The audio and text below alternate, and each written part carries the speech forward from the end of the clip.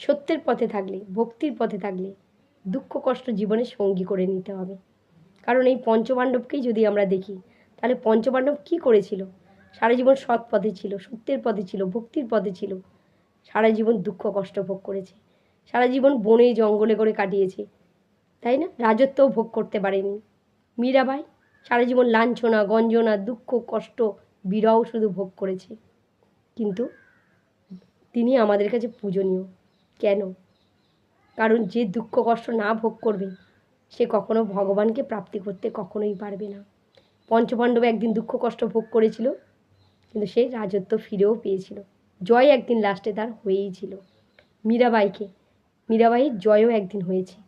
মীরাবাইকে আমাদের কাছে পূজনীয় হয়েছে, মহান সন্ত নামে পরিচিত হয়েছে, কৃষ্ণভক্ত মীরাবাই নামে পরিচিত হয়েছে।